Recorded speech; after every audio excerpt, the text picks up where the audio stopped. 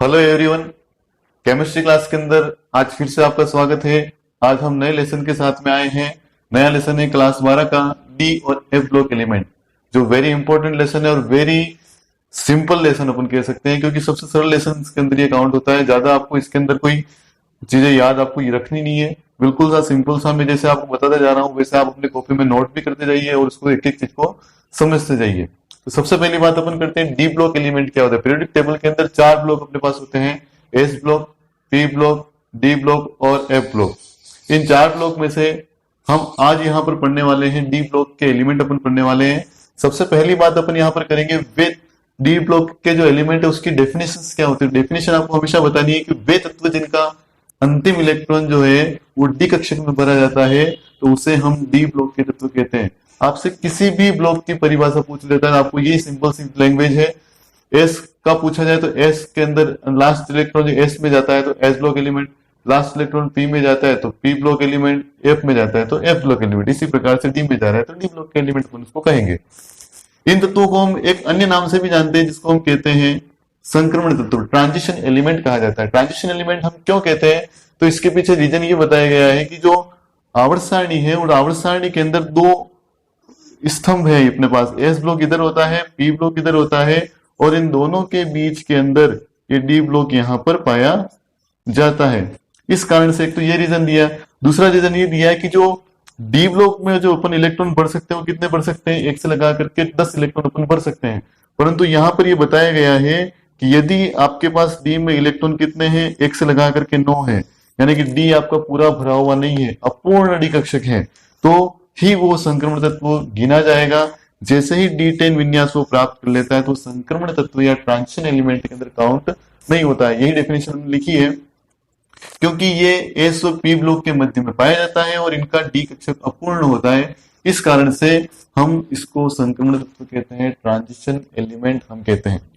दूसरी बात यह है, एक क्वेश्चन यहां पर आपको डाला हुआ है, जिंक, कैडमियम और रिज, ये तीनों जो एलिमेंट है वो संक्रमण तत्व ट्रांजिशन एलिमेंट के अंदर काउंट नहीं होते हैं।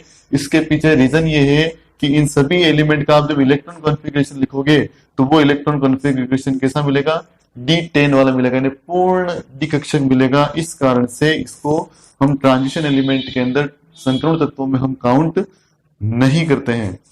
जिंक, कैडमियम, Hg को संक्रमण तत्व नहीं माना जाता है क्योंकि इनमें डी कक्षक पूर्ण होता है, अर्थात D10 विन्यास पाया जाता है। ये साधारण क्वेश्चन है और अक्सर परीक्षाओं में आता है, तो इसको याद रखना, ये इसका आंसर है।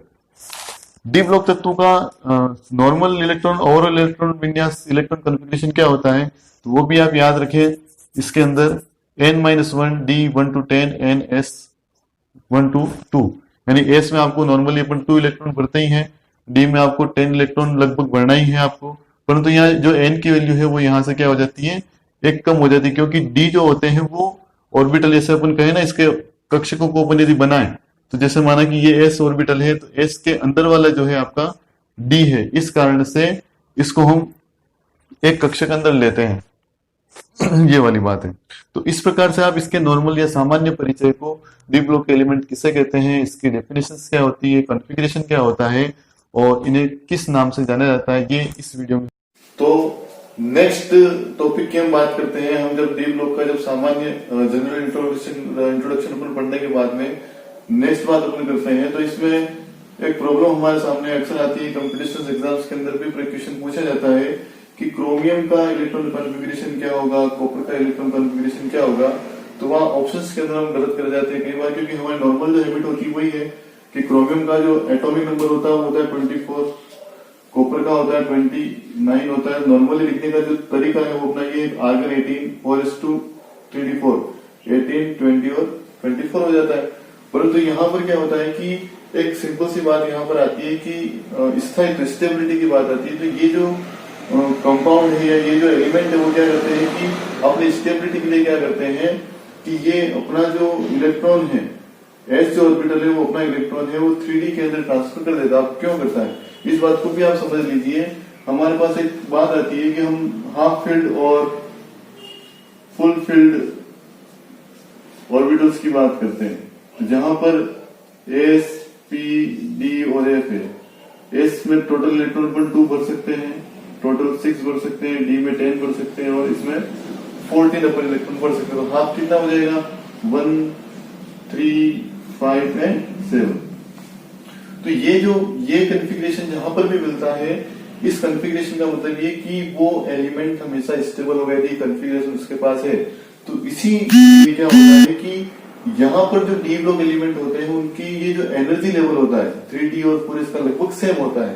तो ये इलेक्ट्रॉन एक दूसरे के अंदर आसानी से जा सकते हैं। तो ये 4s वाला एक इलेक्ट्रॉन जो होता है वो इधर ट्रांसफर कर दिया जाता है। 4s में 1 बचा और 3d में 5, यानी कि 3d भी हाफ फील्ड हो गया और 4s भी कैसा हो गया? हाफ फील्ड हो गया। मतलब ये इसकी तुलना में ज्यादा स्टेबल एलिमेंट काउंट किया जाएगा।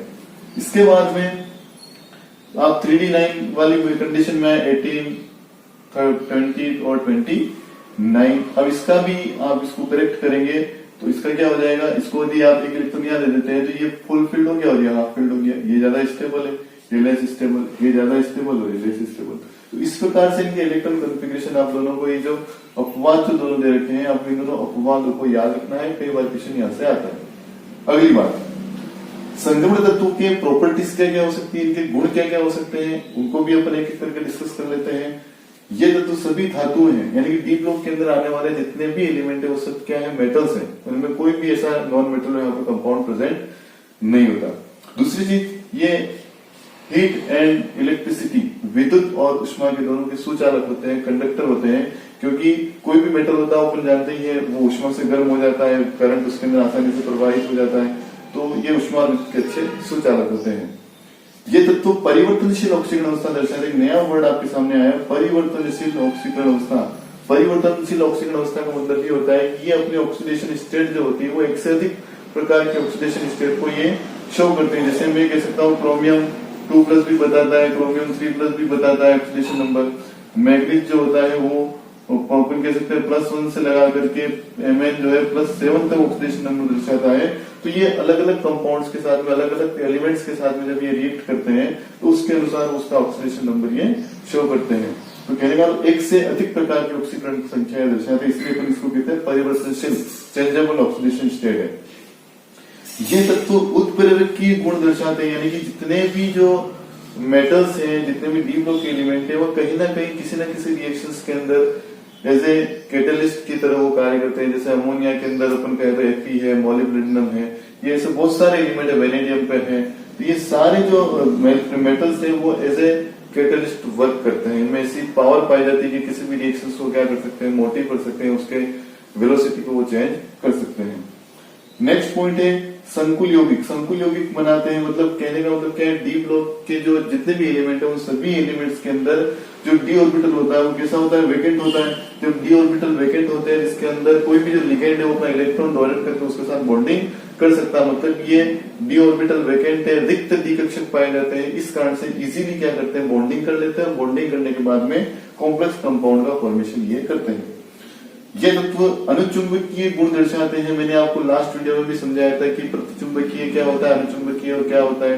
अब यहाँ पर डी हम कहते हैं बार बार कि डी ऑर्बिटल कैसा है, जिसमें अपन कह सकते हैं फुल फील्ड नहीं होना चाहिए इलेक्ट्रॉन। तो फुल फील्ड में जैसे आपके पास ऑर्बिटल नहीं है, इसका मतलब कहीं ना कहीं उसके पास सिंगल इलेक्ट्रॉन मिलेगा, और सिंगल इलेक्ट्रॉन जहां पर भी प्रेजेंट है तो वो कैसा है?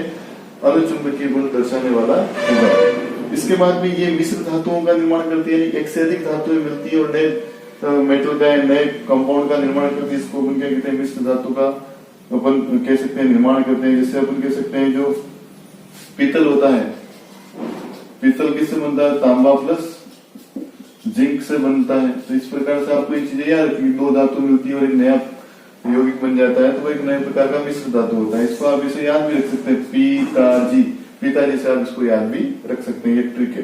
अंतराकाशी यौगिक। अंतराकाशी यौगिक का मतलब क्या होता है कि जो इनका क्रिस्टल जालक होता है, क्रिस्टल लेटिस होता है इन मेटल्स का या इन डी ब्लॉक के एलिमेंट का, उस क्रिस्टल जालक के अंदर जितने भी एटम्स होते हैं उनके बीच में कुछ खाली स्थान या वैकेंट स्पेस रह जाते हैं। उन वैकेंट स्पेस के अंदर छोटे आकार के जो परमाणु होते हैं, अधातु परमाणु होते हैं, जैसे ऑक्सीजन है, सल्फर है, अधातु परमाणु आकर के उसके अंदर फिट हो जाते हैं, तो अंतराकाशी कंपाउंड कहलाते हैं, इंटरस्टेशियल कंपाउंड वो कहलाते हैं।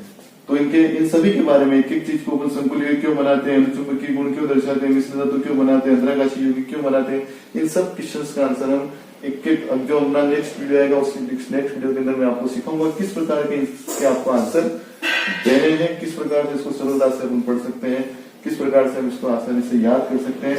बहुत ही सरल लेसन है, आप सभी वीडियो को एक साथ देखें और जो मैंने ये लिख रखा है उस पैटर्न से आप अपनी कॉपी के अंदर भी इसको अच्छी तरीके से लिख लीजिए और आप इसको याद कर लीजिए। आपके बोर्ड एग्जाम्स के अंदर 100% मार्क श्योर है।